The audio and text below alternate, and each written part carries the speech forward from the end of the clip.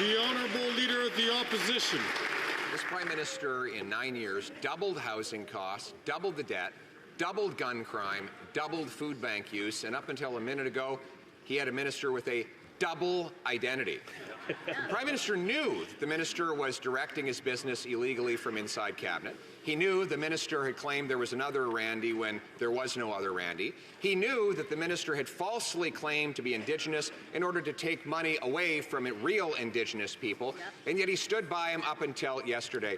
Why is it that he always stands up for corruption on his own side? The Right Honourable Prime Minister. Mr. Speaker, the member for Edmonton Centre has stepped down from Cabinet to focus on clearing these allegations.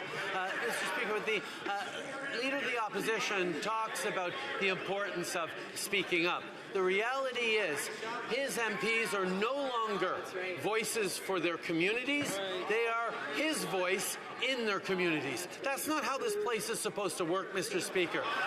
We are focused on making sure that we're investing in Canadians, supporting them with the kinds of supports for housing, supports for dental, supports for childcare that Canadians need, while all he offers is cuts and austerity. That's right.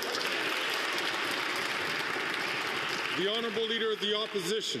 Muzzling caucus members. This is the guy who fired the first Indigenous Attorney General because she refused to defend his corruption. She said, and I quote, "A Prime Minister committed to true reconciliation would have removed Randy and the other Randy from cabinet long ago. Instead, we have to get to watch white people play ancestry wheel of fortune so shameful and extremely destructive." Why is it that he fired a real Indigenous minister for telling the truth while trying to keep in place a fake Indigenous minister who told falsehoods? The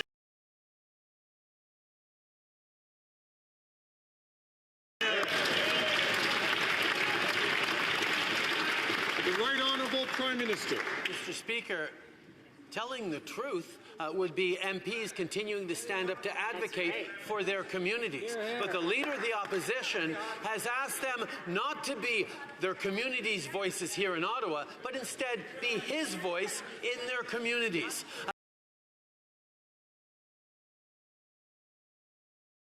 That is supposedly the party of freedom and freedom of speech, but he's muzzling his MPs. He's not letting them talk to the media. He's not letting them talk to committees.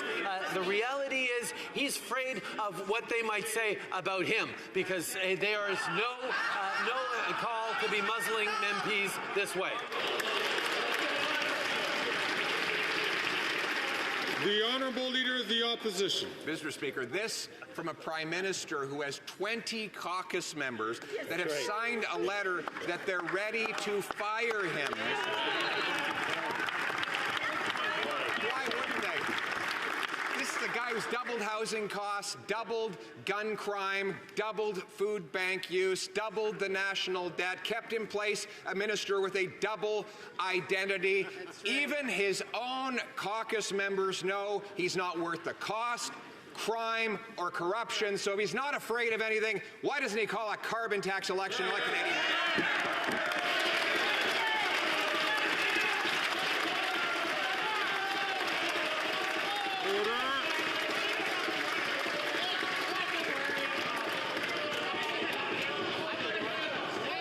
Order. The Right Honourable Prime Minister. Mr. Speaker, the Leader of the Opposition just made very clearly the point that the MPs on this side of the House are free to share their opinions publicly, even when they're ones that I disagree with. Absolutely. But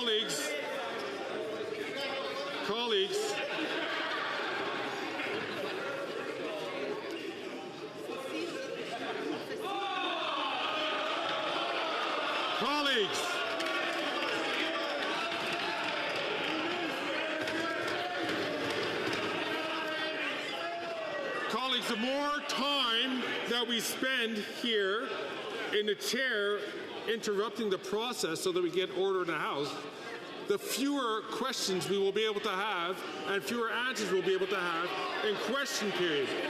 So please control yourselves today.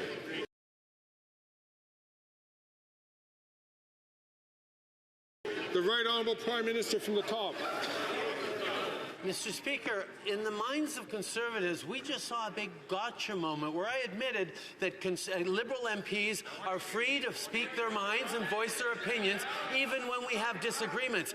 That was astonishing to the members of the Conservative Party because they're not allowed to do that.